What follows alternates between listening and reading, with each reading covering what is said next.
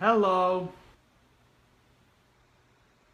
I'm going to push this over here and turn on the iPad so that I can watch over here to make sure that this is transmitting. And there it is. And okay, now it's waiting to see who shows up and when. And see, it has a nice big white box there, and so the text, when you type in the comments, it shows up there. Somebody is there. Who is there? It didn't tell me.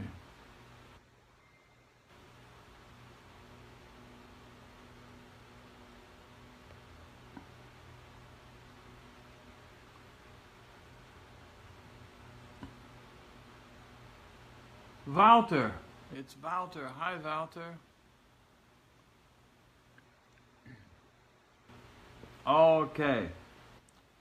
Others will be along, and most, of course, will see this in its archived fashion.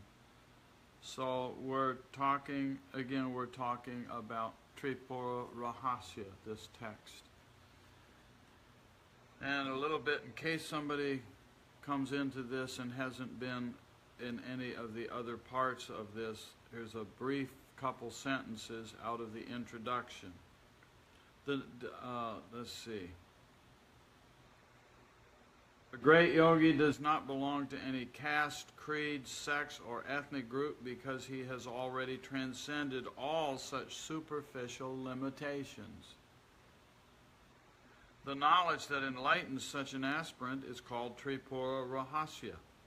The text by that name is one of the most significant scriptures in the tradition of Tantra Yoga.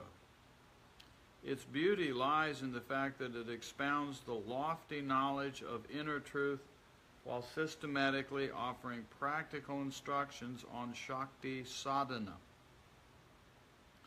In Shakti Sadhana, the aspirant learns to apply all of his resources to the task of awakening the dormant fire within and leading it to higher awareness, finally reaching the highest chakra, the thousand-petaled lotus. I'm not going to read that whole thing again, but just to get us grounded in where we are. And this chapter that we're on here is entitled The Dialogue Between Sage Hemaleka and Hemachyuta Continues. And just what this is about, the whole text is about the teacher, Dattatreya, and the student, Parashurama, who became a great sage in his own right, apparently. So anyway, Parashurama is listening to the teachings of Dattatreya, and Dattatreya is telling him a story about a prince named Hemachyuta. And the prince meets this beautiful, wise woman and marries her, and her name is Hemaleka. And unbeknownst to the prince, I heard a sound out there. Unbeknownst to the prince, Hemaleka is a symbol of Shakti, is totally, completely enlightened. And so what happens then is Hemaleka, the wife, is teaching Hemachyuta, the prince and husband, the truth about the things. And remember, the story of Hemaleka and Hemachyuta is a story being told by Dattatreya to the student Parashurama. When you start reading this text, this can all get a little confusing until you really notice that's what's going on. Teacher and student, hi Jeff, teacher and student are dialoguing, and the teacher is telling a story about the prince and his wife. And we've been through a lot of her teachings of him, and he's getting pretty smart now. He's finally figuring out who he married, and that's kind of cool. Anyway, the dialogue between Sage Hemaleka and Hemachyuta continuation from what was already there. After learning the nature of the great goddess Tripura, Hemachyuta's mind became calm. Then he studied with learned masters from whom he understood the Saguna form of the goddess. the form that has attributes. Blessed with the grace of Maheshwar, the great Lord, he began to practice meditation on Tripura with full determination and dedication. And this word Saguna is very important to be aware of. Most of the religions that we encounter of the world, be they big with denominations and sects or little bitty, religions, most of them are oriented towards Saguna. Guna is attribute, sa means with. And so there is the concept of a person. More often than not, it's a him. And he is considered to be God, or she is considered to be goddess. And so in a particular sect or denomination or tradition or religion, this is the definition of God. Whether one we know in our modern times, or it's Thor, or Athena, or Horus out of ancient Egypt. And so there's pictures of them, there's concepts of them, there's stories, and they seem to have personalities and all those traits. Those are ultimately seen to be human projections, mental projections, rather than realities. To the followers, they're considered, hello Marydale, they're usually considered to be actual, real people, gods, so to speak. But anyway, so that's Saguna, with gunas, with attributes. And Nirguna is formless reality, and the formless reality of Nirguna is what's being talked about with the absolute reality. And so Tripura is that consciousness that moves outward through deep sleep, dreaming, and then waking, and all those levels of coming to the causal plane, then comes out to the subtle plane, then comes outward into the gross plane of reality that we know here. So Tripura, that one that's in the three, Tri is three, Pura means city, like New York City. So the three cities, gross, subtle, causal, waking, dreaming, deep sleep, Vaishvanara, Tejasa, and Prajna.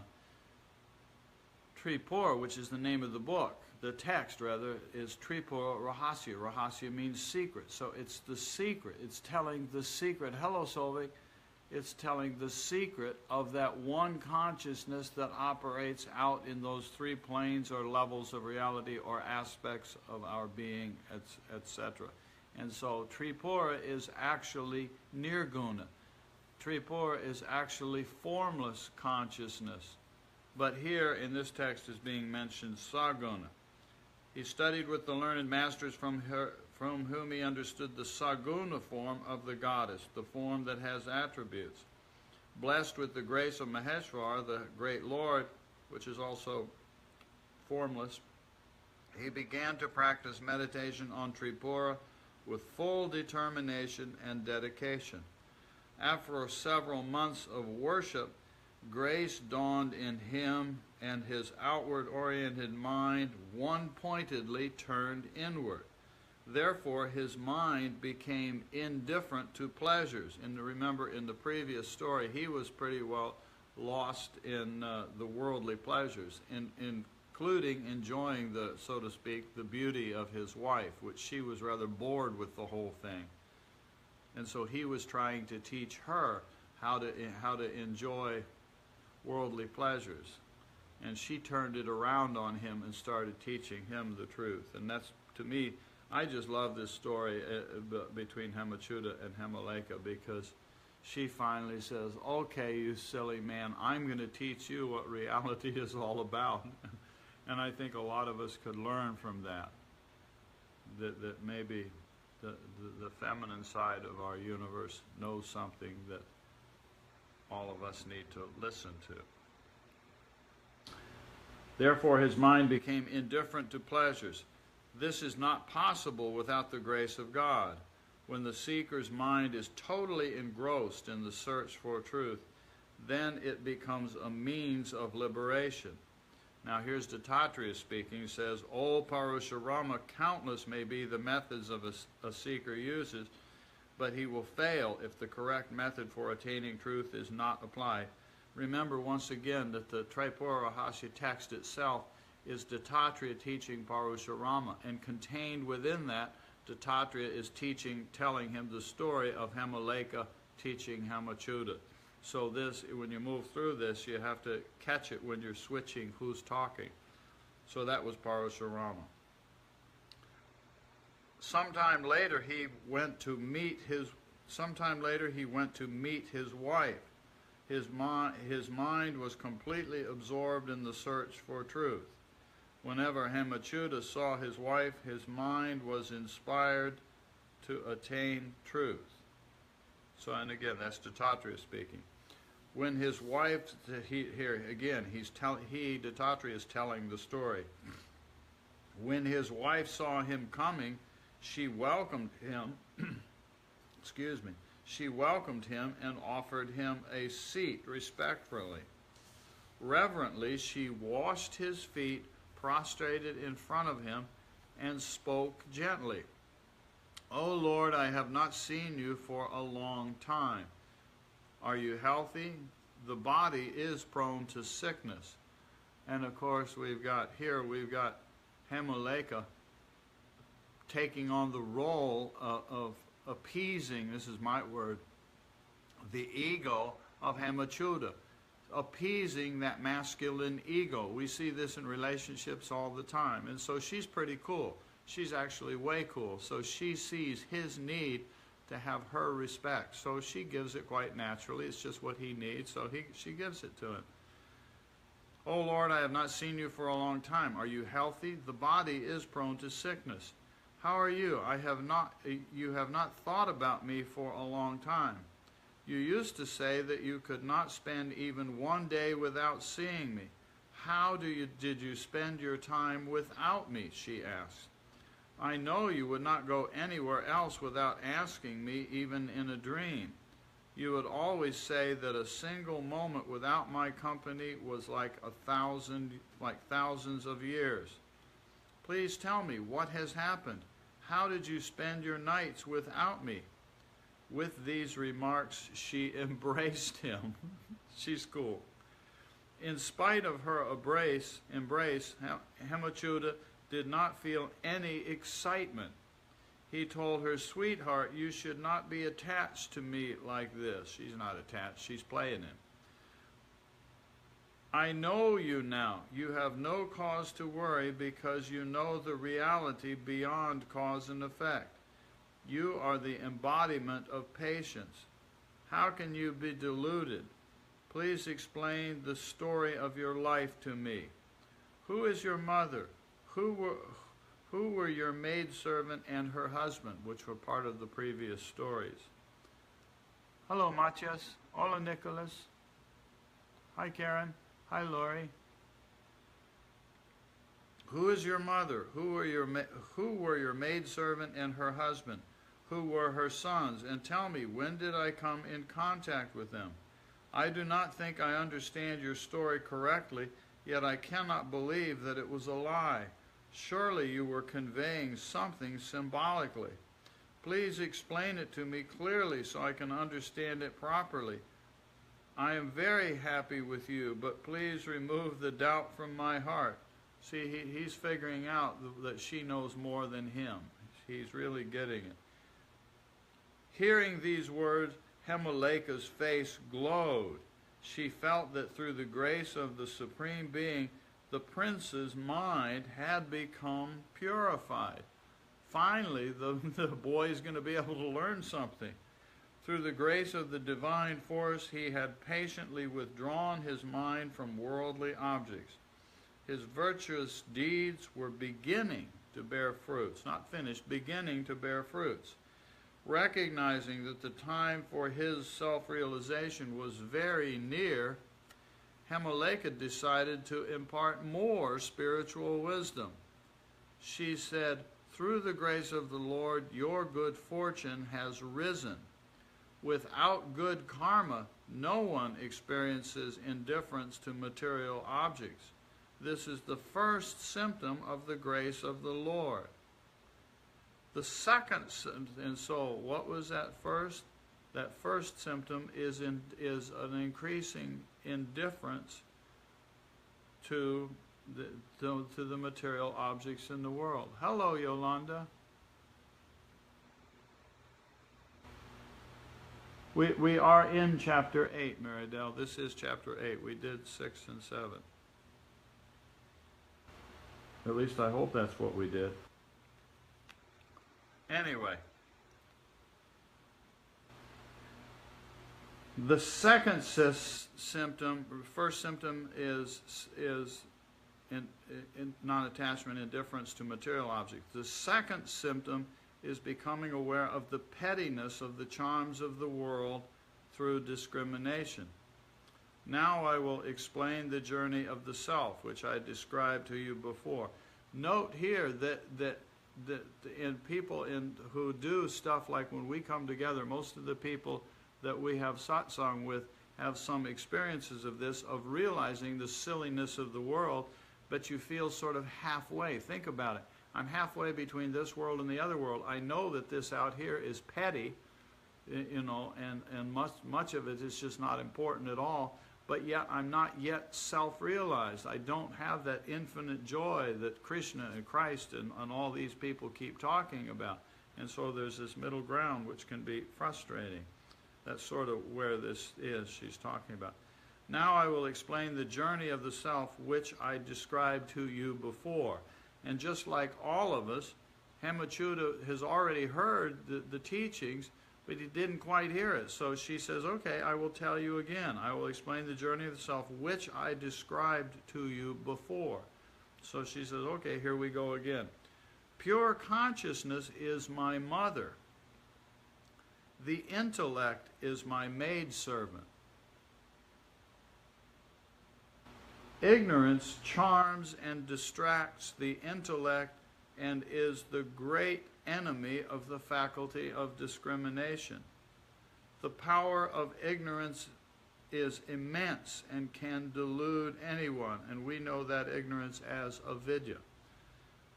Great attachment is the child of ignorance, which had an unsteady son called mind. See, when we heard the story before, we heard about these children and all of this. His wife is imagination. He has 5 sons, the 5 senses, hearing, tasting, seeing, touching, and smelling. Sense gratifications become their samskara. So the sense gratification creates the samskaras that you and I have in the basement, in the latent unconscious of our mind. They dwell in the sense organs. Being embroiled with sensory objects becomes the habit of the mind. The mind carries those objects back to its own abode to enjoy them in dreams. So in dreams they come forward. I mean, you know, we experience them out here. They create impressions back here. Those then arise and come forward into the active unconscious that we commonly know as dreams. So there's the cycle. It comes in through the external world. It forms seeds. The seeds come to life and create dreams. Or the seeds come to light, move through the active unconscious, and drive us to go out through the body and employ the senses and to go out in the world and have one more donut or something like that. Hi, Joe. Let's see, where was I here?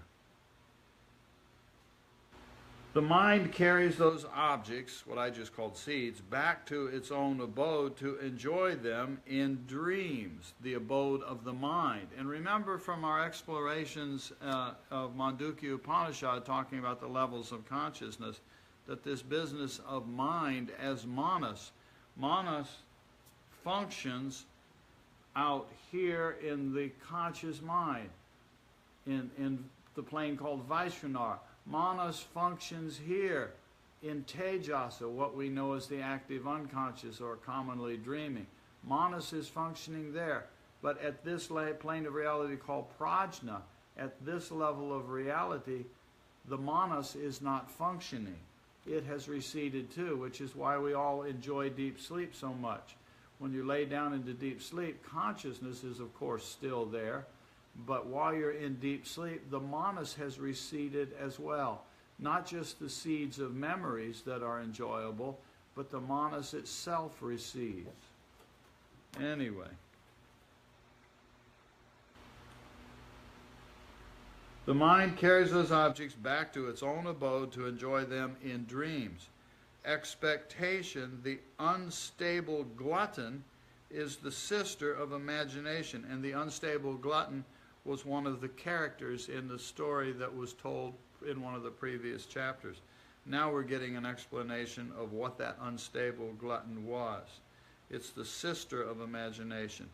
She produces anger and greed. And you may remember that in elsewhere we've talked quite a few times and looked in what Swami Rama is explaining, anger and greed, and fulfilled and unfulfilled desires. When a desire is fulfilled, I feel one set of emotions. When it's not fulfilled, I don't get my way, I feel another stream of emotions that I like to playfully call smiley face or frown face. And so all of our emotions, you look at many, many words of different subtleties of emotion. Most words that relate to some kind of emotion or another have to do with a smiley face, I get my way, or a frown face, I don't get my way. And that's what's being alluded to here. Where was I? She produces anger and greed. Their dwelling place is in the body, the city of life. Now, in the body that it dwells in is this body. This has been called the gross body. This has been called the subtle body. Elsewhere, this has been called the causal body. Or Patanjali uses the term in chapter 2 of Yoga Sutras, the karmashaya. It's also an aspect of the chitta, manas chitta ahamkara buddhi. This is where the samskaras reside. And so we don't need to get thrown off by words. Their dwelling place is in the body, the causal body, the city of life. And city is one of the puras, Tripura.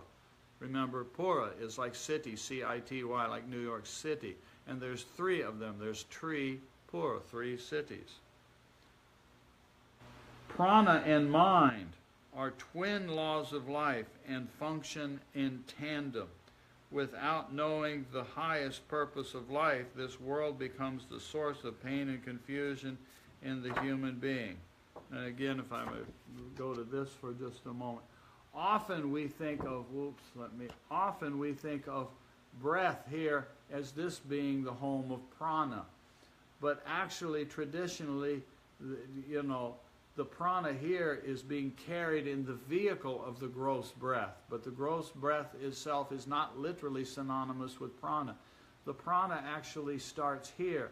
It's called adi prana. Adi means first. So it's the first prana moves outward through mind. And this is what it's just saying. So the mind and the prana go together.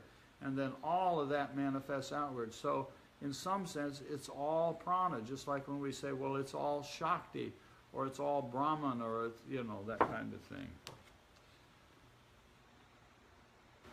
Prana and mind are twin laws of life and function in tandem. Without knowing the highest purpose of life, this world becomes the source of pain and confusion for the human being. The highest attainment in which the mind, with all its faculties, attains a state of tranquility is called samadhi. My admission into the inner chamber of my being is emancipation. Whoa. Thus I have explained the story of my life. And remember, this is Hemaleka speaking. And your story is the same. May you be absorbed in samadhi and attain the highest good. So, does this mean that literally everything that Hemachyuta, the prince husband, has done in life is precisely one for one what Hemaleka has done? This is what she's saying. I've explained the story of my life. He was coming to her saying, explain the story of your life, sweetheart. You told me before, but I didn't get it. So she says, okay, my sweet husband prince, I will explain it to you one more time, which she just does. The punchline here, she's saying, I have explained to you my sweet husband Prince, the story of my life. Then she says, comma, and your story is the same. It doesn't mean that their samskaras are literally the same. No, she is her and he is him. What she's telling him is that the process of your life story is precisely the same as the process of my life story. That's why we can all look at this. We are all individuals. We're different people. Like here's my other version of this. It's a little one of these. It's 4 people. And imagine an infinite number of these. So if this is me, and this is you, and this is somebody else, and this is another person we don't even know, the process is the same. We emerged out of this in the way she just described and come out here. So the process is the same, but our samskaras are similar in their nature, but are not precisely the same. But it's very important to understand this. This is why we can keep talking about this universal process, and yet we're all different individuals.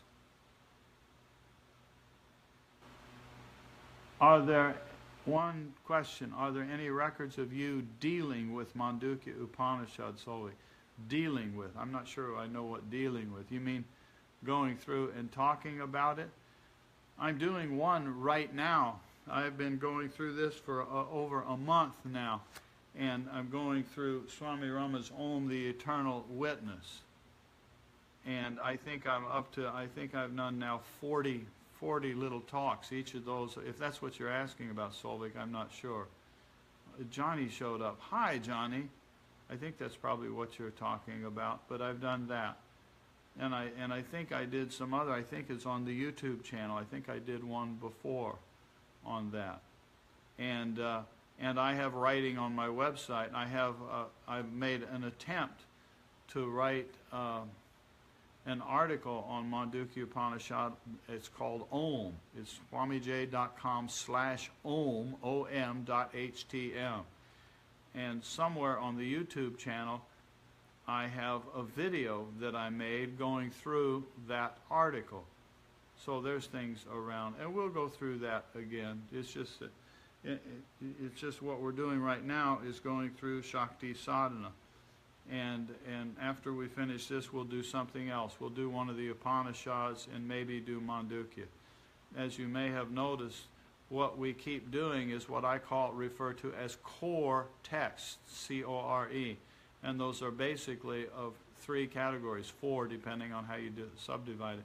1 is the Yoga Sutras, 2 is the Upanishads, and also the Bhagavad Gita, which Bhagavad Gita and Upanishads are saying essentially the same thing. And the 3rd is the Tripura Rahasya, the Tantra piece, what we're doing right now. So it's Yoga, Vedanta, and Tantra, which, as we've talked about many times, commonly gets subdivided as being this or that or the other, as if they're 3 separate things. Well, in this tradition, they are not actually considered 3 separate things. They're a little bit like, this is just a playful way of saying it. It's like saying that the 4 wheels on my car are the same. Well, no, they're not exactly the same. They're 4 different wheels. I have a left front and a right rear and that kind of thing, so they're very similar. And so the same with Yoga, Vedanta, and Tantra. Anyway, yeah, I think some of that's I put on the YouTube. One of the challenges I keep facing as we do these satsangs together, this gets recorded easily. This gets recorded easily, the Facebook thing, because all I have to do is push the finish button. It automatically archives, and I can now YouTube has the feature to do live streaming into YouTube, and when you finish it, it archives there.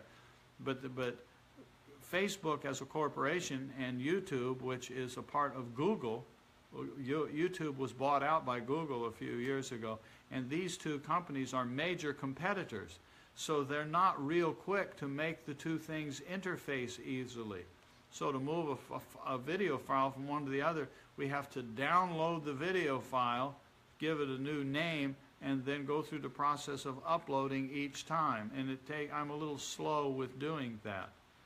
And so anyway, so I have put some of this stuff on the YouTube channel. The YouTube people, they archive better because there you can create a playlist. So I can create, I have a playlist on there, I think that's called Om. I think is what I called it. I haven't looked at it in a little bit. And so I think when you go there and you find the playlist on Om is where you'll find some of those things there. But anyway, the technology is improving constantly. There is a Facebook group. The members of the Facebook group are supposed to be, is designed for people who are using Facebook Live video and all of the many forms of video. So I'm in that group, and there's some people on there that are very, very bright and keep track of all this technology. And what they are saying is that we are just in the infancy of where this video technology is going and all of the features. And so I'm presuming that that means that things will happen like that the Facebook people will create an easy way to create a playlist. So somebody, a couple of people I've forgotten who's doing this now, are starting to archive these things that we're doing here on the Tripura Rahasya. Somebody's doing that, I've forgotten who it is, and is creating a playlist of these. And so this is like the 5th time we've been together doing this. I think we did introduction, 1 and 2, 3 and 4, 5, 6 and 7, 6. We've done 5 or 6, so this is maybe the 7th time. Anyway, Raj and Jeff, thank you, Maya. Thank you, Siv. Thank you for keeping track of this. Yes, that's right. Jeff is doing one and Raj is doing the other. And so we're all learning about this. Hello, Darshini. I don't think I know Darshini. Anyway, we're all learning from this. I think the technology that is here for is great. And the finest discovery that we have made is the Udemy course technology with the videos. I was waiting for that technology to be invented for at least 10 years, closer to 15, maybe 20 years. I was anticipating the coming of that. And finally, one day, I saw a list online. I would check it about once a year. I would check to see if I could find any company out there providing that technology, and I kept coming up blank. And finally, one time I found a list that was comparing like 5 or 6 online educational system services. And I was tired of looking and searching. I just was worn out from it because I'd been waiting for at least 10 years thinking it's got to happen now, and it didn't. And so when I found this list, I was at one desk in the office and Ma Tree was another desk. I said, Ma, would you be willing to do me a favor? She said, what's that? And I said, I have this list of 5 or 6 website companies provide learning system stuff. And I said, I'm just blind from looking at all this stuff. I can't look at it anymore. I said, if I send you the link, will you investigate those 5 or 6 and tell me if you think any of them will serve the purposes that I keep describing to you that I want us to do?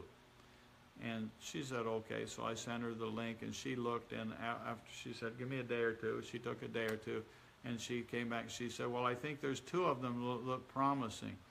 And I said, I don't need 2, I need 1. She said, well, I don't know. She said something like, well, I don't know.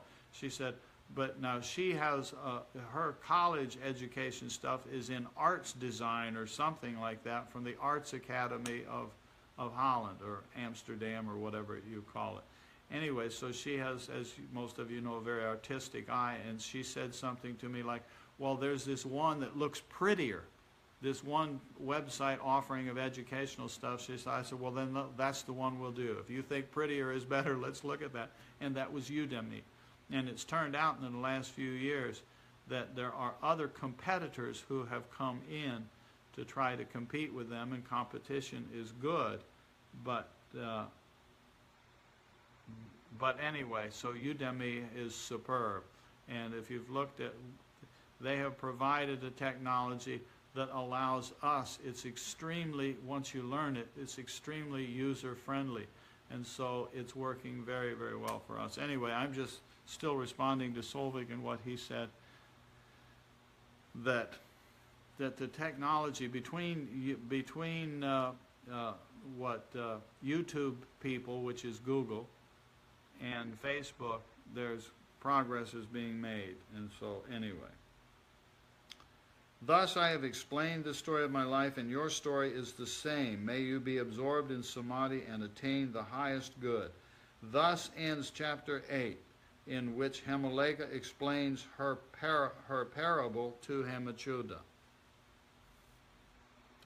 Now, let's do this next chapter here.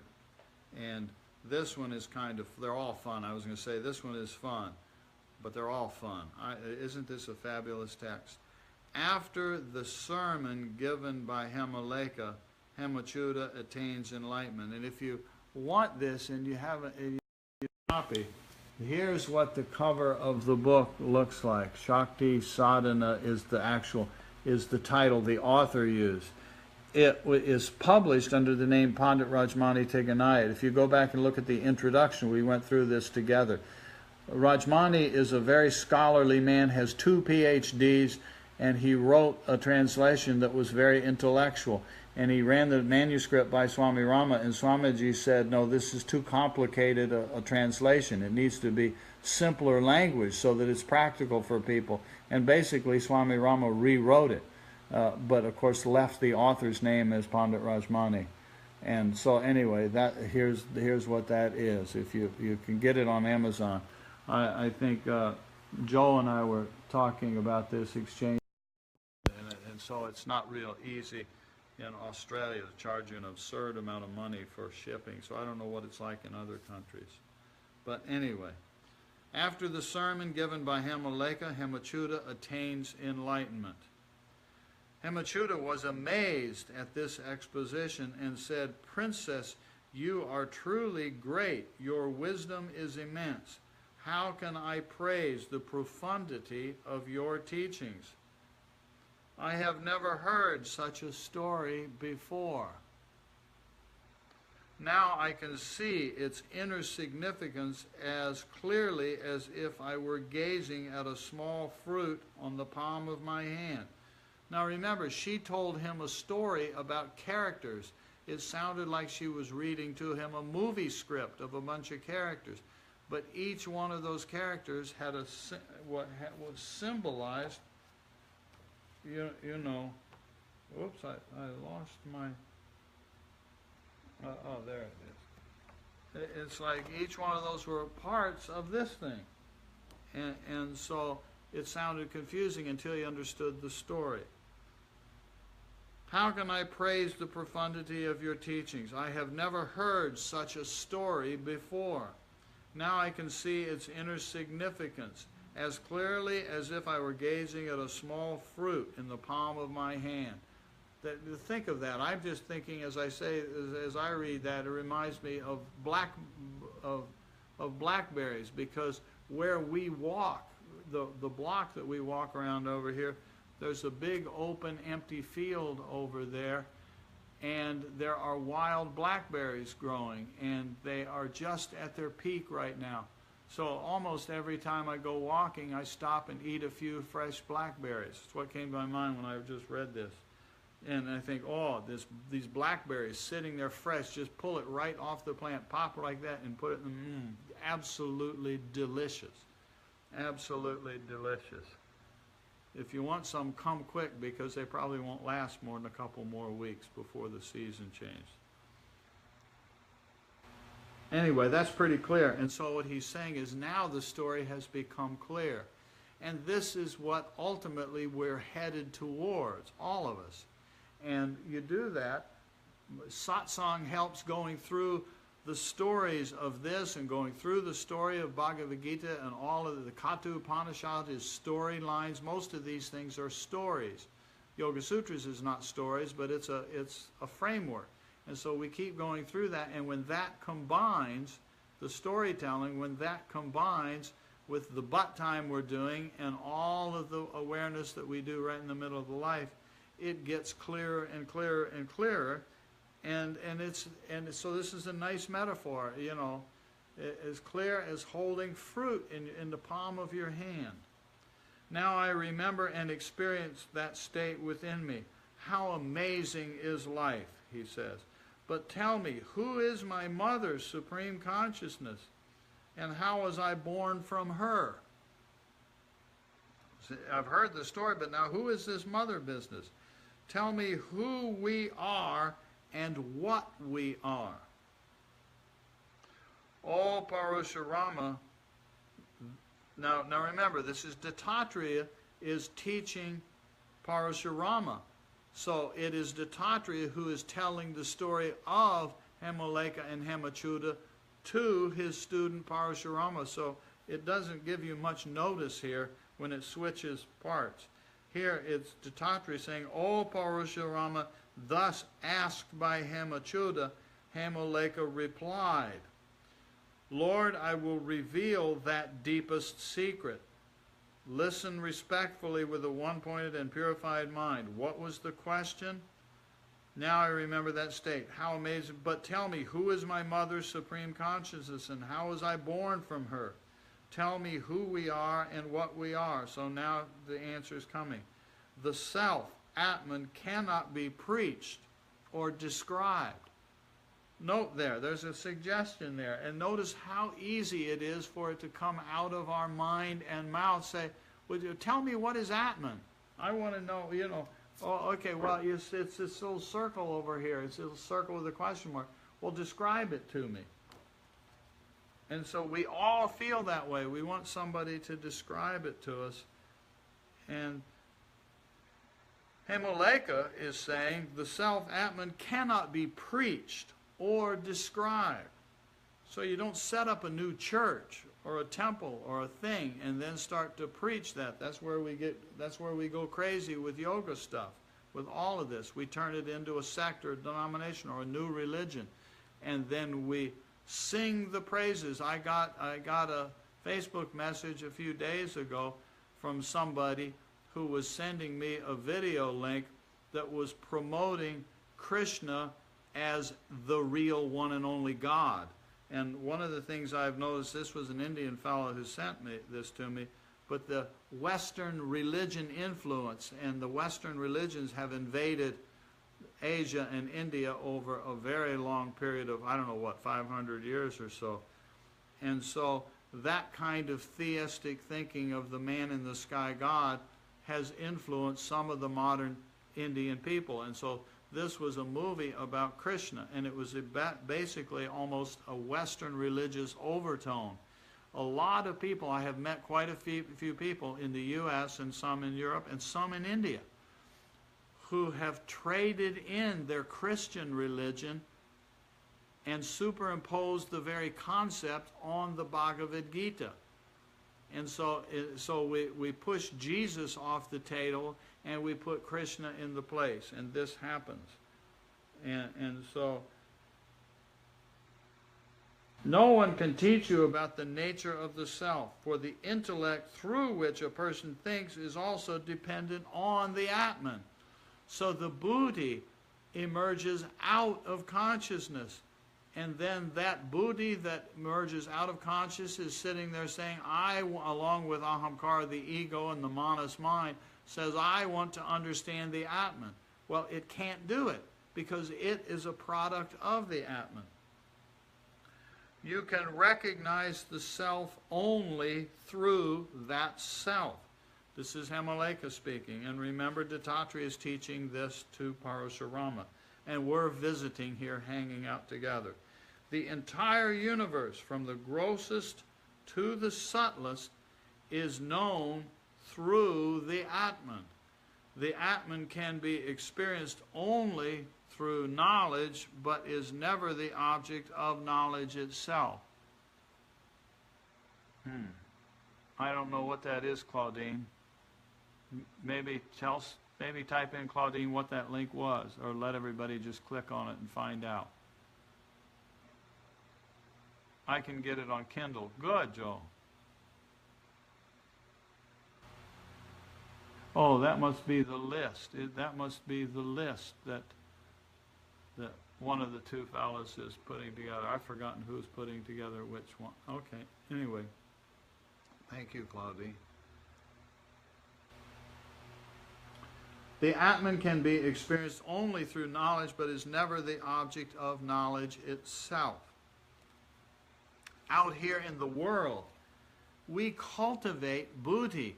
because most of the time we're walking around just in our habit patterns. So we talk a lot about cultivating buddhi and cultivating buddhi and cultivating buddhi using discrimination. Sitting right in the middle of chapter 2 of Yoga Sutras, after all this preparation, is Patanjali, where Patanjali says you have to learn to use viveka, discernment, to get past all this. Excuse me.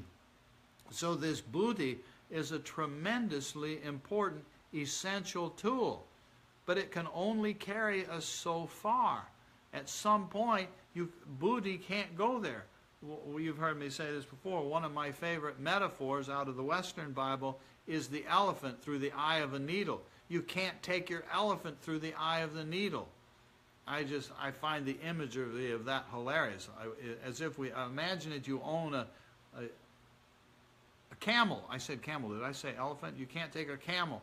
So anyway, imagine I'm walking along with my camel and I find this little doorway and say, okay, God, this direction, go through God's eyes. Come on, camel.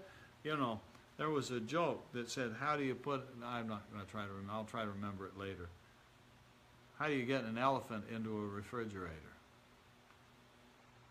No, how do you get a giraffe into a refrigerator? You open the door and you push it hard, real hard to get it in. And so now you've got the giraffe inside the refrigerator. Next question of the joke is, how do you put an elephant in a refrigerator?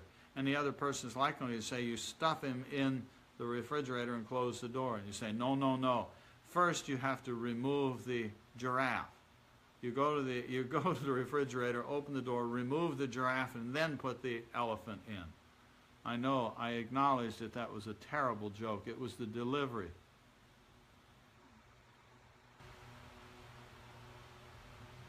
Yeah, Johnny said, some of the newsletters I tried to keep a long-running thing. It just got to be too much. So in the newsletters, I've started just putting in the most recent 4 or 5 or 6. And this goes back to the problem I was saying before, is how to archive this stuff. And there's just not an easy way to do it so far that I've uncovered. So thanks to Jeff and Raj. They're accumulating that. But here's another piece of that too. Swami Veda, who some of you know. Swami Veda used to be Pandit Usharbad Arya, and he hooked up with Swami Rama around 1970, 70. And he was teaching at the University of Minnesota. And he had an attic in his house where he was living, and he started having meetings with students from the college who wanted to learn meditation. Somewhere along the way, he got a tape recorder, and he started making little video, audio cassette tapes. I'm going somewhere with this story. And I ended up spending about a year living in his center in Minnesota in around, what year was it? Somewhere in the mid-'80s. I spent about a year there. And down in their basement, they had a place where they would copy these cassette tapes, and they'd put them in folders so people could get these things. And last count, he was up to, before he left the body, the last number I heard, it was up to somewhere around 4,000 hours of recorded audios that he had been recording since around 1970. And I listened to some of those, and what I started to realize was, wait a minute, this stuff makes it too confusing. Sometimes what we need to do is just move on. If you find a book you like, instead of looking for another library of another 100 books to put in your big library, I visited the personal library of Shankaracharya Kurt Cody, who was the guy in 1950 that Swami Rama hooked up with. You can read it in some of the bios. There's a library. He actually, I found out because I visited there, he left the body in 1967, and he had a personal library. I've been in that personal library. It's in Nashik in India. And I don't know how to count the number, but my guesstimate is that there are somewhere on order of about 20,000 books in that library. And we can make this stuff so complicated, and so I'm very reluctant to make too many archives. It's one of the nice things I like about the Udemy thing. We get to think through what do we actually want to put there. And if we're going to have a playlist on YouTube or on Facebook, do it discriminatively. Otherwise, we create a monster. We just create too many archives, and nobody ever can get around to it. Swami, think of working 50 weeks a year, 2 weeks vacation. 50 weeks a year, 40 hours a week is 2,000 hours is a full-time job. Simple arithmetic. 2,000 hours a year is a full-time job. Well, if there's 4,000 hours of Swami Veda audio cassettes, that's 2 years that it would take if you had all of them in front of you and you listened to them all one time and you never hit the rewind button. Never hit the rewind button and never play one over again. It's going to take you 2 years just to get through it. And I came to this conclusion when I spent that year there and I started listening to some of these, suddenly I realized this is daunting. This is just too much. It's one of the things I frankly quite enjoy about the fact that the videos that Swami Rama left there, and we have them on our channel because somebody made these videos and sent them to me, and so there they are. But there's approximately 50 hours of the Swami Rama videos. There's a series, and most of the series are 8 videos of about an hour and a half. So each one of the series is about 12 hours. Anyway, answer it. This is very long. I think we're going to have to come back and do this chapter again. Now, phone rang and I lost my place. But, oh, I remember the videos.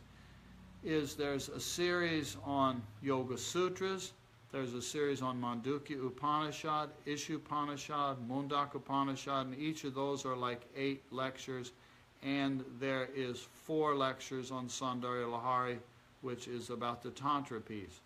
So there's a total of 8 times 32, about 35 or 37 videos. It's a manageable number. That's what I like about it. It's a manageable number. It's realistic to sit there and say, over the next year, I'm going to go through all of these. You know, I'm just, and it's about 50 hours. So you say, well, if I do one a week, I'm going to go through these things.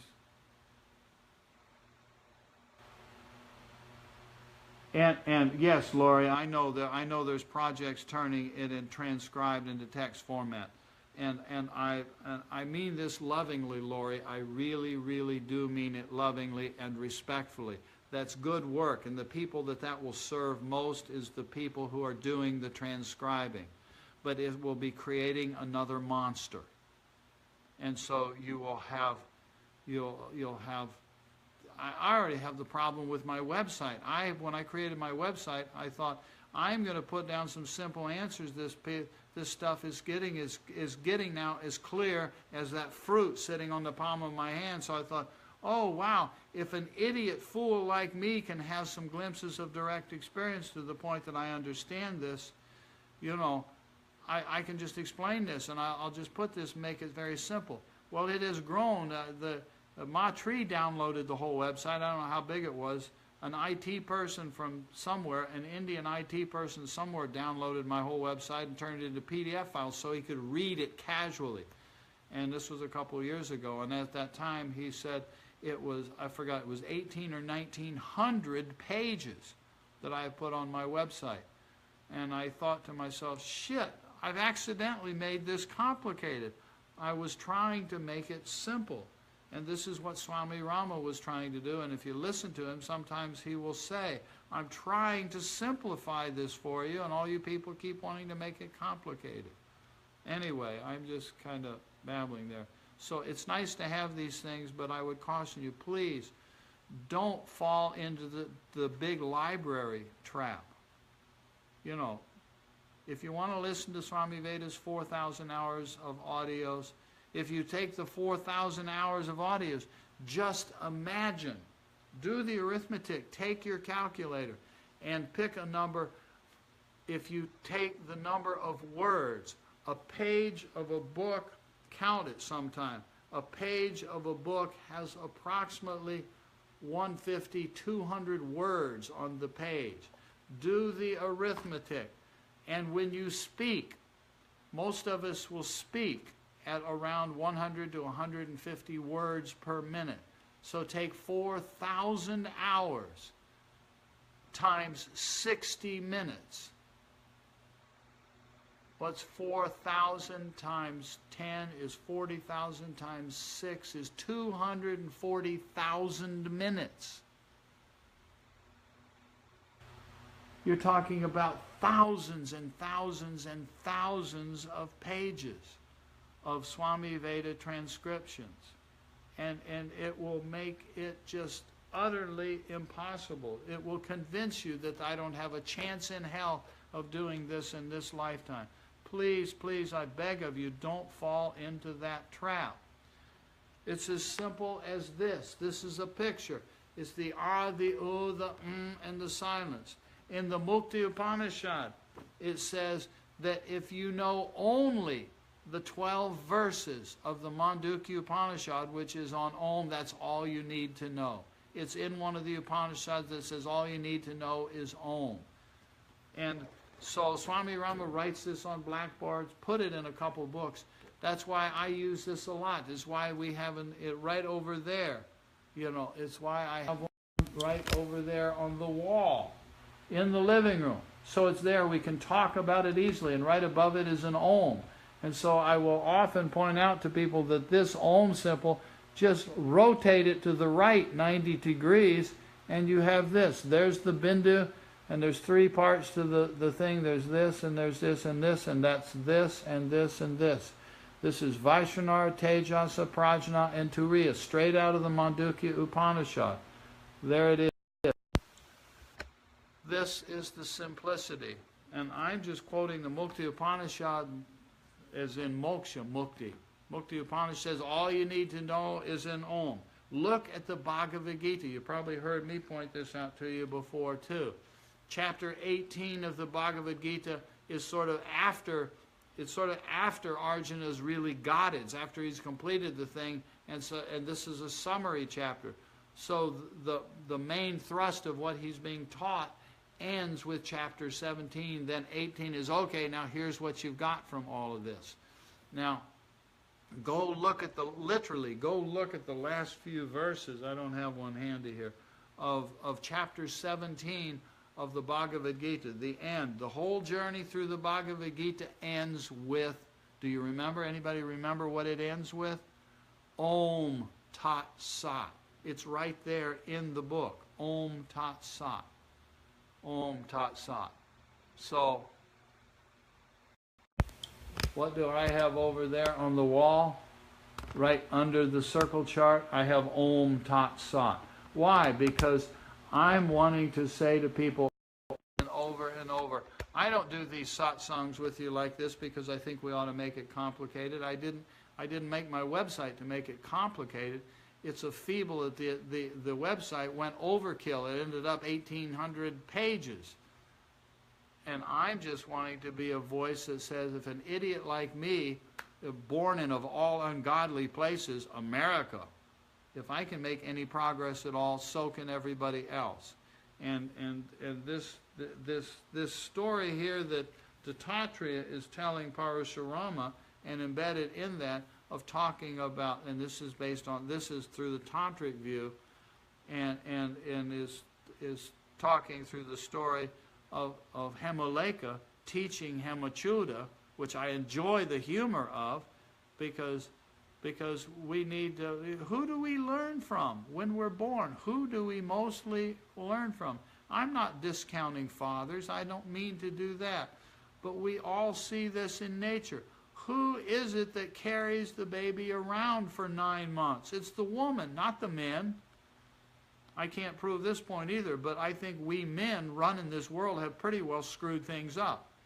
And I remember some years ago I was visiting South India with Sri Sri Varatri Deshakendra Mahaswami Galu. He was the guy who made the main talk when Swami Rama left the body and they had this Swami come from South India. He's the guy who's dedicated Love and Family Life. If you want to see a picture, look in that book. This man invited me to South India. I went down there and went all around with him. And one day he said, "You want to come with me?" I said, "Sure." And we went into the back of a building. I didn't know where we were, what we were doing. Well, it turned out it was International Women's Day. And this was a school that he had started, retraining women off the streets who were poor widows and prostitutes who were trying to change their life. And this was a training school for them, and this was International Women's Day. And next thing I knew, I was asked to speak. The local language is Kannada, not Canada, Kannada. And I don't speak Kannada.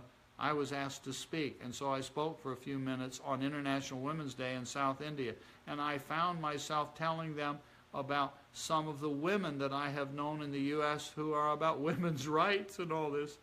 And I said this to them. There were probably 500 people in front of me. Most of them were women, and it was all I could think to say, and it was from my heart.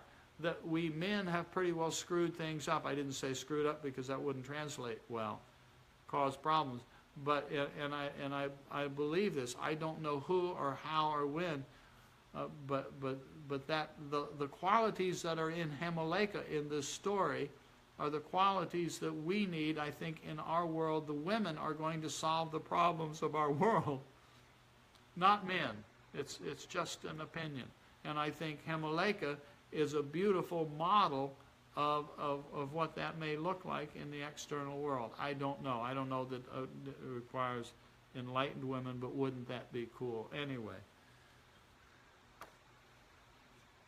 next time we'll come together and we'll start over with chapter 9.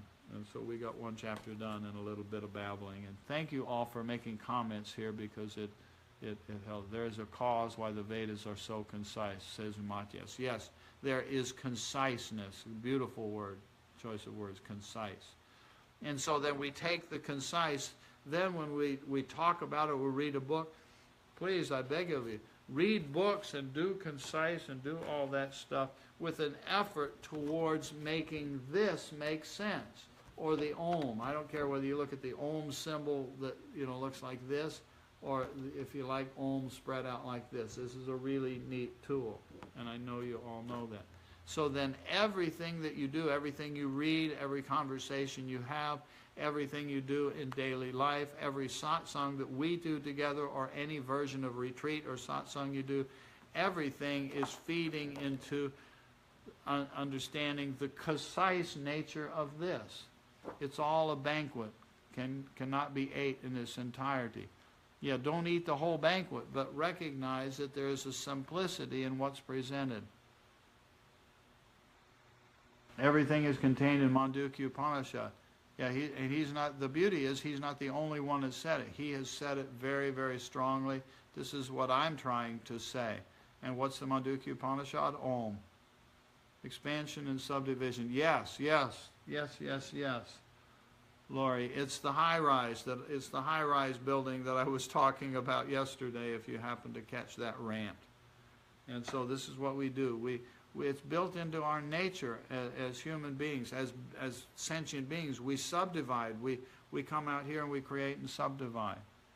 Om Tat Sat, says Claudine. Yes, yes, yes. As well as visuals. You're just using quotes as the succinct gems of the text. That's why I keep putting out so many quotes.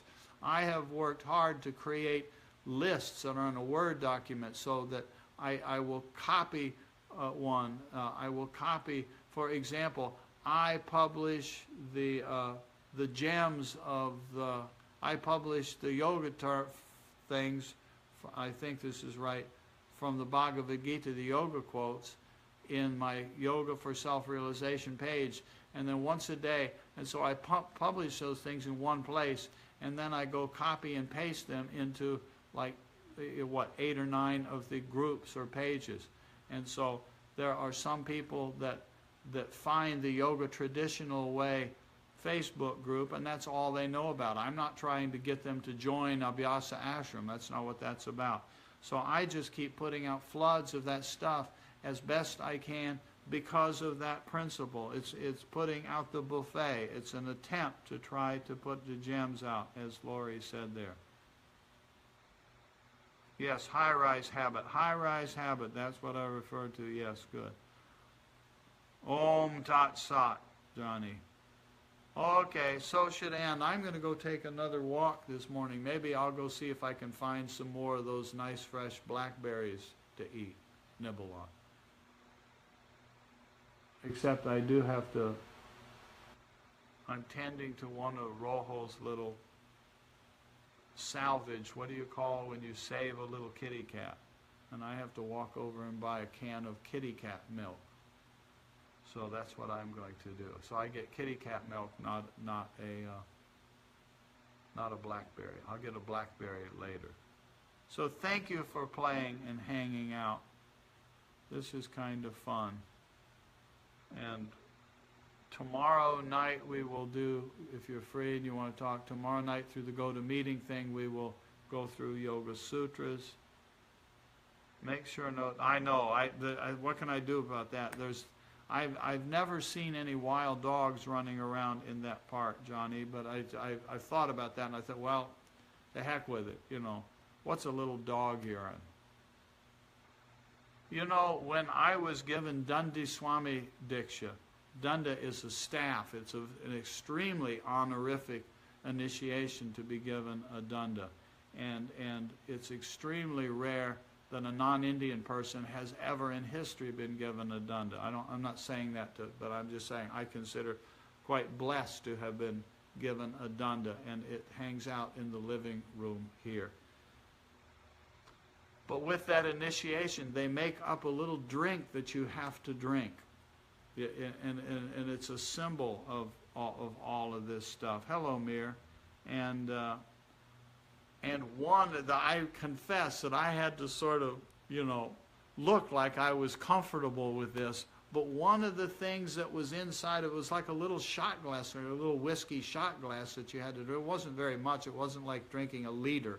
It was just a little bitty drink. You just had to drink it down. And I put it down, was okay. But one of the things, the Dundee, the Dandy Dundee, one of the things that was in the ingredients in this was a little bit of cow urine.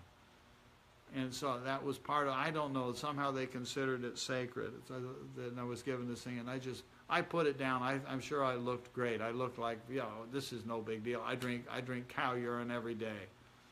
But I think actually, now I confess hi Steve, I confess my sarcasm here. But I suspect that drinking cow urine is probably healthier. Hello, Chloe. My. Probably healthier than drinking cow's milk, because one of the most unhealthy things that you can drink is the milk from cows. It's just extremely destructive, causes artery problems. It's part of what contributes to cancer. And anyway, don't take my word for it. Ask Rojo; she'll send you in the right direction. Anyway. Thank you again for playing. I hope you're well, Chloe. Haven't seen you or talked to you in a very long time. I presume you're the Chloe that I know. And I think you got married, so your last name is different. I don't remember what it was, but I think that you must have gotten married or something. But I know Chloe. But there's of course more than one Chloe in the world. But I'm going to guess that you're the Chloe I know. Anyway. Thank you for playing. Om Tat Sat, Steve. I don't think I know Steve either, but Om Tat Sat. Allah Akbar, Mir. It's all the same, isn't it? I will have a pleasant day, Johnny. Thank you. And you do the same. And I hope you can find a nice, fresh blackberry. I mean, I'll be sure when I find a blackberry, I'll have one for you, Johnny. Oh, good. It is. I was going to say it's my Chloe. My Chloe, in contrast to all of those other Chloes. We don't care about all those other Chloes. There's my Chloe. See, I'm now the owner. I'm the possessor of Chloe. All righty, bye-bye all. And as several of you have said, Om Tat Sat. What we're looking for is in the silence after the Om. Know what the Om means, but find the silence after the Om. Okay? Bye-bye again.